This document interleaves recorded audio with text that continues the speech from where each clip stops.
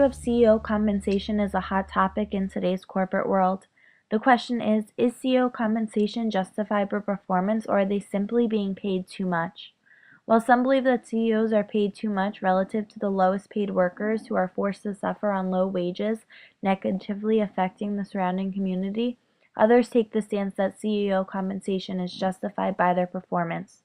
Overall, while some people believe that limits should be set by the government in regards to CEO compensation because they fear that their private motives are getting out of hand, the business community does not support this. Let's take a look at how the team at Sun & Co. dealt with this sensitive topic when hiring a new CEO. Come in. Hi, here are the resumes you asked for. Oh, thank you. Let's take a look at these.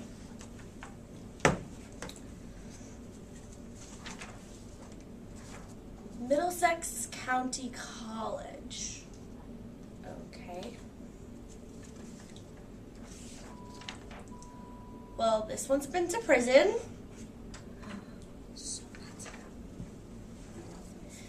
Courtney Fazzari. Yale. Former CEO. Not bad. Your qualifications look good. We'll be meeting with the team shortly, and I will get in touch with you later today. All right, sounds great. It was Thank great you so meeting much. you. We're all saddened to see our CEO for the last 25 years retire, but it's time for us to discuss potential candidates. We've been eyeing Dr. Courtney Fazzari, the former CEO of Suntech Inc., and it appears that she's interested in joining our company. So we prepared a brief presentation listing all of her achievements. Because CEOs are so difficult to find in this market, we want to carefully approach this issue and make sure that we can get her. As you can see from the resume here, Dr. Fazzari obtained her PhD in Business Administration from Yale University and has served as a CEO at the Solandra Energy Corporation for the past 7 years. She has been highly successful in her endeavors. Well, judging from that introduction, I think we can all agree that she's a perfect candidate for us. Now the question is, how do we get her to work for us? I mean, we'll obviously have to think of a great incentive package that she can't refuse. I say we offer her a $10 million base pay with all trimmings of company benefits. Wait, let's think a little bit more about this. Our last CEO only had a base salary of $4.5 million. I think $10 million to start might be a bit over the top. Well, the market has changed. We're no longer in a recession. This is a highly competitive market. Our last CEO, who was also a co-founder of the company, received much more than just a base salary. If you include the benefits he received, the $10 million will ensure that she comes to work for us. Let us just consider the stockholders and employees' image of our company. I'm pretty sure they're already shaken up by the change in management, so we should try to make this transition as smooth as possible and review our offer adequately. So what do you suggest we do? Here, we can review where the bulk of our former CEO's compensation actually comes from.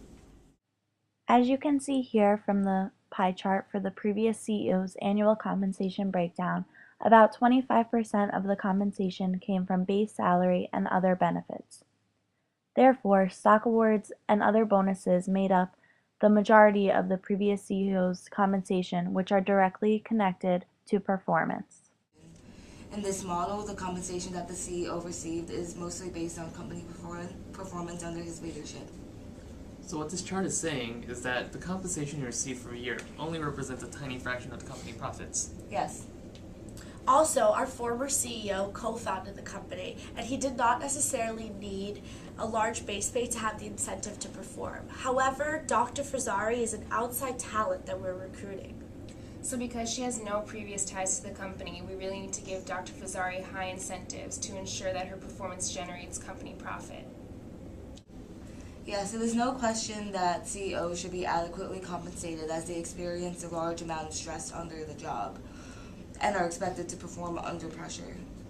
Well, Dr. Fazzari has demonstrated her ability to do so through her success in leading Suntech to become one of the highest grossing companies in the industry. She should definitely be receiving competitive compensation, but in a way that is reflective of our company's success. I could see the logic behind this reasoning. As long as the pay for this new CEO is a reflection of her performance, it appears to be fair. Although the auditor was originally skeptical of the suggested CEO pay, after weighing both sides, he realized that the substantial pay was the best decision for the company. The reasons are as follows. There is a link between executive pay and corporate performance. Also, CEOs stand at the center of a corporate model that has generated millions of jobs and trillions of dollars in shareholder earnings. The labor market set their CEO pay. Since their talent is so hard to find, you need to offer levels of compensation that are able to attract and retain successful CEOs. Lastly, CEOs take a financial risk when they leave other prospects and take on the difficult task of managing a major corporation.